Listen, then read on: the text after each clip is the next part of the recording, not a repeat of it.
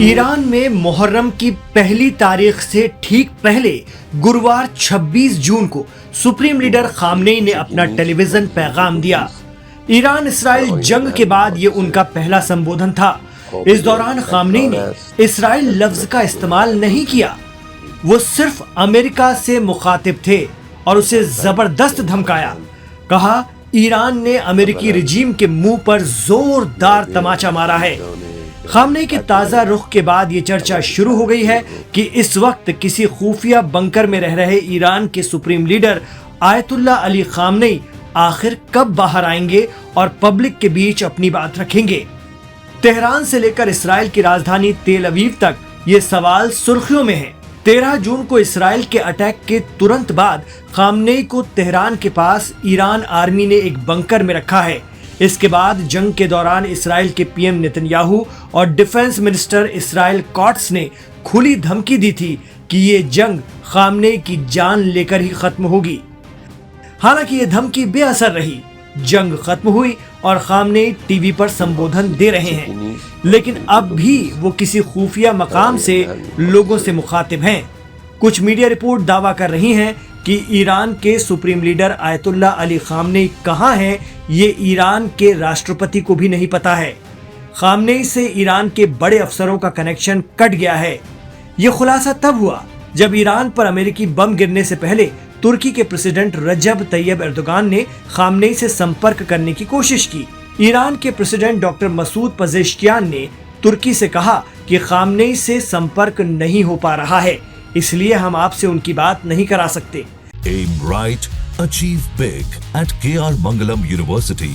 We provide you the platform to turn your dreams into reality at KR Mangalam University.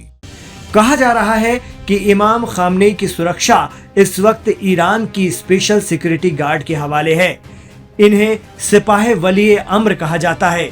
ये बेहद भरोसेमंद और जांबाज कमांडो होते हैं। इस फोर्स में करीब 12,000 बॉडीगार्ड्स हैं जो अलग अलग तरीके से अपनी जिम्मेदारियां निभाते हैं। जंग शुरू होते ही खामनेई ने खुद को वली अम्र के हवाले कर दिया था, जिसके बाद उन्हें किसी खुफिया जगह पर ले जाया गया। एक्सपर्ट मानते हैं कि भले ही ईरान इसराइल में सीज फायर हो गया है, लेकिन अभी भी ईरान की सुप्रीम अथॉरिटी को जान का खतरा है। खामनेई अब भी इसराइल और अमेरिका के निशाने पर हैं। लेकिन पिछले साल इसराइल पर ऑपरेशन ट्रू प्रॉमिस 2 को अंजाम देने के बाद इमाम आयतुल्लाह खामनेई लोगों के बीच आए थे और उन्होंने तेहरान की ग्रैंड मुसल्ला मस्जिद में नमाज पढ़ाई और खुतबा दिया था।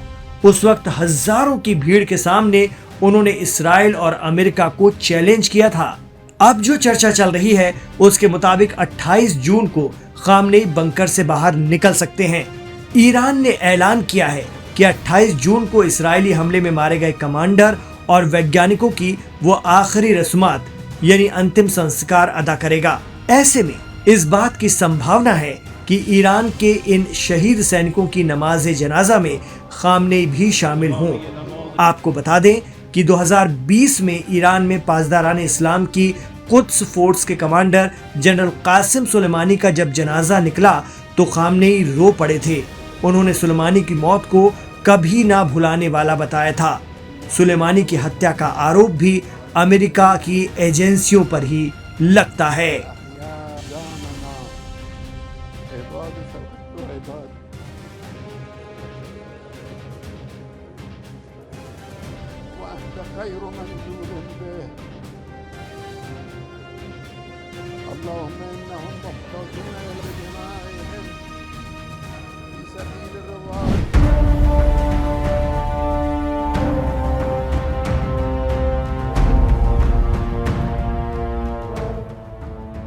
ईरान और इजराइल के बीच आखिरकार युद्ध थम ही गया, जिसके बाद अब हर किसी के जहन में गाजा को लेकर सवाल उठ रहे हैं कि क्या अब गाजा में भी युद्ध थम जाएगा। जिस तरह से ईरान इजराइल युद्ध को रोकने में ट्रंप ने आगे आकर कई कदम उठाए, क्या गाजा में भी कुछ ऐसा ही अमेरिका करेगा? तो बता दें आपको, गाजा में भी युद्ध विराम के आसार दिखाई दिए हैं।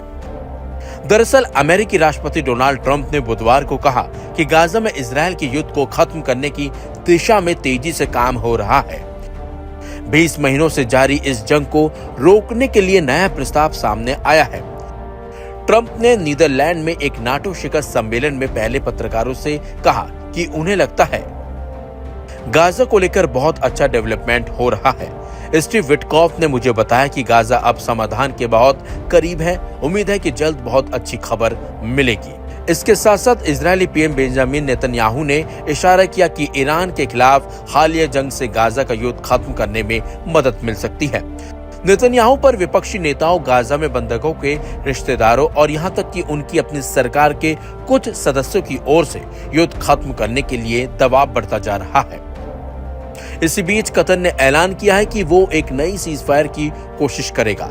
हमास ने बुधवार को कहा कि सीजफायर पर बातचीत तेज हो गई है। हमास के अधिकारी ताहिर अल नूनो ने एएफपी को बताया, मिस्र और कतर के भाईचारे वाले मध्यस्थों से हमारी बातचीत रुकी नहीं है, बल्कि हाल के घंटों में और तेज हो गई है। हमें जंग को खत्म करने के लिए नया प्रस्ताव मिला है। Aim right, achieve big. At KR Mangalam University, we provide you the platform to turn your dreams into reality. At KR Mangalam University. Israeli सरकार ने सीज फायर की बातचीत पर टिप्पणी करने से इनकार कर दिया है, लेकिन कहा है कि गाजा में बंदी बनाए गए इजरायली नागरिकों को वापस लाने की कोशिशों पर बातचीत तेज हो गई है। गाजा में इजरायल लगातार हमले कर रहा है। गाजा की नागरिक सुरक्षा एजेंसी ने बुधवार को कहा कि इजरायली हमले में 35 और लोगों की मौत हो गई है, जिनमें 6 लोग ऐसे थे जो राशन का इंतजार कर रहे थे। नागरिक सुरक्षा के प्रवक्ता महमूद बस्साल ने एएफपी को बताया कि एक भीड़ जो खाने पीने की चीजें लेने के लिए जमा थी, उसी पर इजरायली गोलियों और टैंक के गोले से हमला किया गया। उम्मीद है कि गाजा में भी जल्द युद्ध शांत हो जाएगा, क्योंकि इस युद्ध के चलते गाजा में आम लोगों की जान जा रही है और खाने के लिए लोग इधर उधर भटक रहे हैं, क्योंकि युद्ध के चलते गाजा में भूखमरी जैसे हालात पैदा हो गए हैं। और जिस तरीके से गाजा से तस्वीरें सामने आई हैं, वो काफी भयानक है और लोग और बच्चे एक तरह से भूखमरी के शिकार हो रहे हैं। और खबर ये भी है कि भूखमरी के चलते भी गाजा में कई लोगों की जान चली गई है। तो युद्ध विराम होने से वहां जो स्थिति बनी हुई है वो अब सुधरने की उम्मीद जागी है और उम्मीद है कि जंग बंद होगी, ताकि लोग अपनी जान न गंवाएं और जिस तरीके से भूखमरी वहां फैली है वो भी जल्द से जल्द युद्ध खत्म होने के साथ खत्म हो जाए, ताकि लोगों को खाना सही मिले और वहां पर जिस तरीके से जो मदद रुकी है वो भी लोगों तक पहुंच सके।